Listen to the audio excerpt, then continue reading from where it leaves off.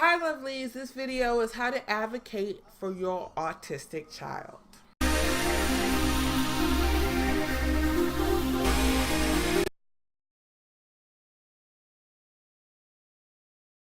First, you have to educate yourself. Educate yourself on your child's needs, what they can accomplish and what they can't accomplish. If you have a good working list, you'll know when you need to step in to advocate.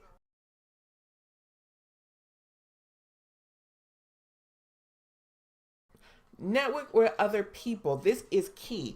Facebook, YouTube, blogs, find people in your area, because the reason it's very important to find people in your area is because they know what's going on in your area. It's nice that in Texas they have this or Tennessee they have that, but if you find people in your area, you can piggyback on what they're doing for their kids and they could guide you through the process or the programs or whatever. Facebook is the main key for this. And also ask your early intervention if they have any lists of autistic events going on in the area. And that's how I got started with early intervention. Keep an eye out for all information and ask a lot of questions. I know when you go to the doctors, it seems like they rush you through sometimes. Have your list of questions that you're ready to ask them, because your child is different from every other child. If you meet one autistic child, you only met one autistic child. My child's issues and things we have to deal with are totally different than most everybody else I've met.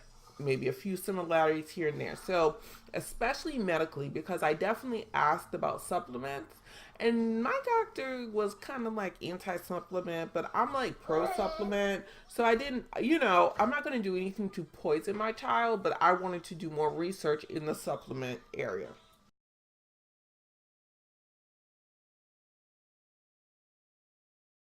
Learn the rules of the educational system in your state. And the reason, what is up my phone?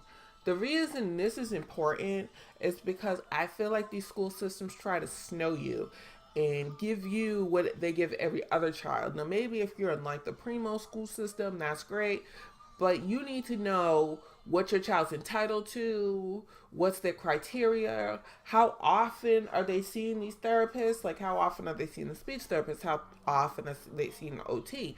You need to be aware of this, and I would request weekly reports of what they worked on in these in these therapy sessions. Also, with the goals, you can also ask for your IEP to have monthly meetings. And even though Ava did not end up in preschool, I didn't know if I could necessarily make a monthly meeting, but I just wanted to put it out there just in case, to keep them on their toes when I was ready to meet with them.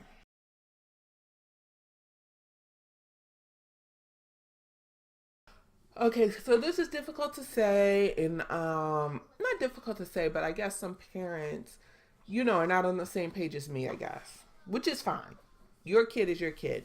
But you also have to be prepared that if your school system is lacking or something's lacking, to go above the school system and do extra services outside of the school system. So, like a speech therapist or occupational therapist, you might have to take the time, and I know we're all parents with jobs, busy schedules, to take them to these extra programs, especially if you do not see success in your school system. So I have a cousin who has an autistic child, and she was saying that she took him to speech therapy for years, and that the speech therapist outside of the school says he needs to work on this, that, and the other, whereas the speech therapist at the school is like, he's great, blah, blah, blah. So she said she felt the speech therapist outside of the school system was really working with him and making sure things are done correctly. So sometimes if you're not getting it from the school system, you have to venture out of the school system.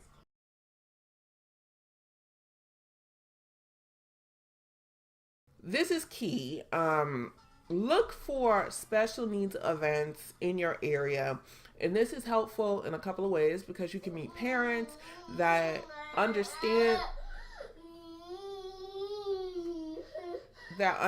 your situation, and the camaraderie is key. I'm sorry, you need that person to complain to or talk to for every up and down, for every accomplishment accomplishment and disappointment, because when you talk to somebody in the same situation as you feel the understanding through the phone. Like you feel the understanding when you talk to them, that they understand where you're coming from, even when you say things that may not be PC, or you say, oh, well, she learned how to do this thing, and other parents are like, oh, my kid could do that at 1, and my child's 3 and she's just gaining the skills. So you understand as an autistic parent, when I'm talking to another autistic parent, that every little milestone is to be celebrated and paraded, and you get that love and understanding from other autistic parents. So that's one thing. And for your child to start working on friends, because the older they get, the harder it's going to be to have friends. That's like one of the key things of autistic children. Not key, but a lot of kids have trouble making friends. So if you create this network, then you create this friend network also for your child in the long run. So these are a few of my suggestions of how to advocate for your autistic child. Like, comment, subscribe, holla back.